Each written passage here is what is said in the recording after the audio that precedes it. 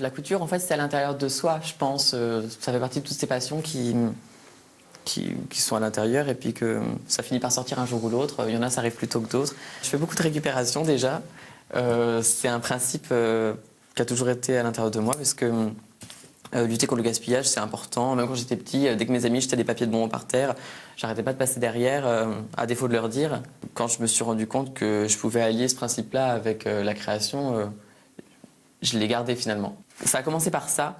En fait, je mangeais un yaourt à la vanille et puis en enlevant la languette, je me suis dit « Oh, mais elle n'a pas de date de péremption d'inscrit dessus. Elle est toute unie. » Et je l'ai martelée en fait avec mon poing et je me suis rendu compte que ça faisait plein de symboles, de dessins et ça faisait comme des bijoux aztèques un peu. Et d'ailleurs, là, j'ai récupéré des bougeoirs de petites bougies d'anniversaire que j'ai laquées en argenté et j'ai collé un strass au milieu et ça va aussi faire quelque chose dans les cheveux.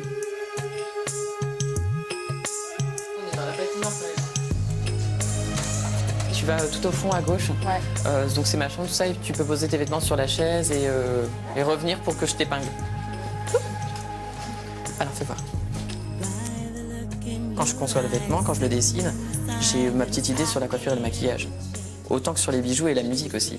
Et la fille. Parce qu'en fait, mes vêtements sont super personnalisés parce que c'est aussi mes amis et les personnes que je rencontre qui m'inspirent en fait la robe. Bah, moi, je fais un vêtement qui me plaît, que j'ai pris plaisir à faire en fait du début jusqu'à la fin et puis qui me représente un peu. Si j'étais une femme, il est clair que je porterais mes vêtements, ça c'est évident. Je serais ma première vitrine en fait parce que j'aime bien et puis je les porterais vraiment.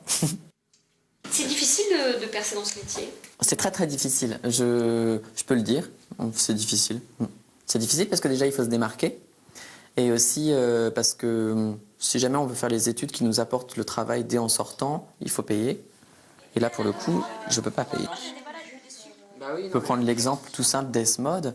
S-Mode Rennes par exemple, c'est 8 250 € l'année, 8 250 € l'année et c'est sur 3 ans. La troisième année se passe à Paris, donc on rajoute le logement, le transport et la nourriture. Et en fait, c'est hors fourniture, ce qui veut dire qu'il faut rajouter 1 500 € de fourniture la première année. Et donc, sur 3 ans, grosso modo, ça fait 30 000 €. Oui. Olé, quoi. Oh ma chérie, t'es trop belle. Ah, ça va pas du tout. Faute d'argent et de relations, l'espoir de Florent est d'intégrer à Paris le seul lycée public spécialisé dans l'artisanat qui est à la haute couture.